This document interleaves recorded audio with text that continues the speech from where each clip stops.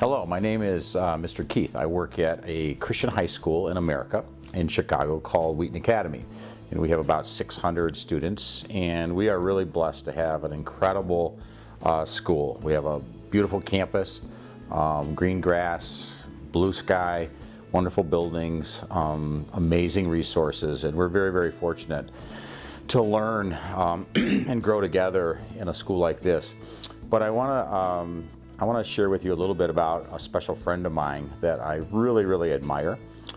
She's actually a hero of mine, and her name is Pulwari, and I'll mispronounce her name a little bit because she's from India, and I met her last year on a trip there. I had a chance to go to India and visit some schools. I went to one school that had maybe 1,000, maybe 500 to 1,000 students, but it was very different than my school. It was just a concrete building. It didn't have any doors or windows, no air conditioning, no heat. It was very, very basic. The students didn't have really regular desks. They had to sit on kind of metal benches and very rustic, kind of a rustic situation. Their school didn't have any restrooms inside. They had to go outside for that. And as I toured the school, I was amazed at how different it was from my school and my world. After having a chance to be in the classes and talk with the students, I got invited by some of the kids to go up to the third floor of their school, and they wanted to show me something. So we went up to the third floor, and they took me down the hall, and there was a doorway that had a sheet hanging over it. There was no door, just a doorway. And they pulled the sheet back, and it was actually some of the girls, the young ladies from the school, and they wanted to show me something.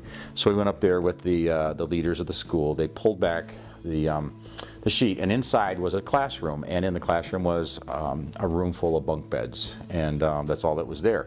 Very small bunk beds, and they wanted to show me that this is where they lived. The school actually doubled as an orphanage, and for these 50 or so teenage and middle school and actually elementary age girls.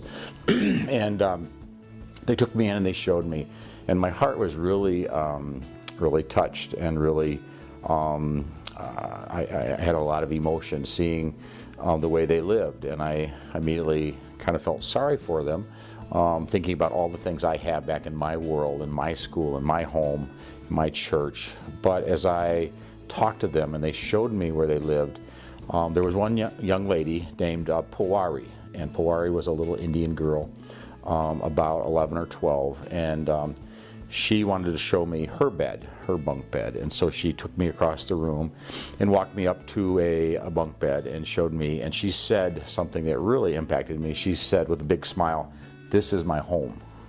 This is my home." She didn't say it was my bed. She said, "This is my home."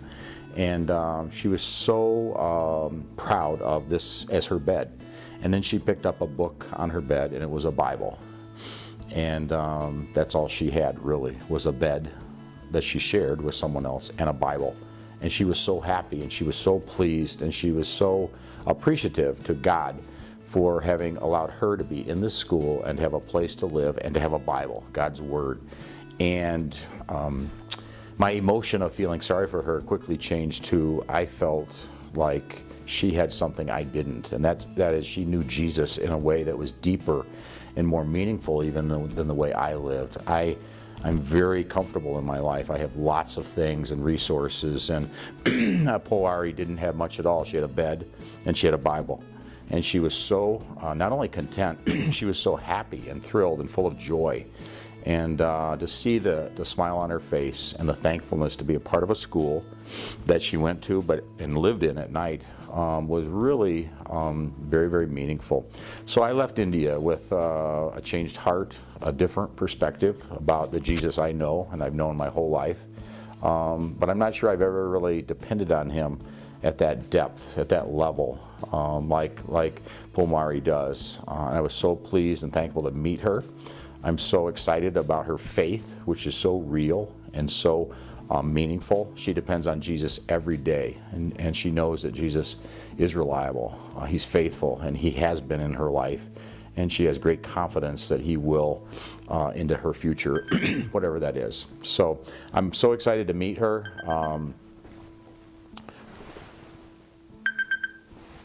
I'm so excited to meet her. She had a deep impact on my life, and I wanted to just share that experience with you. Thanks.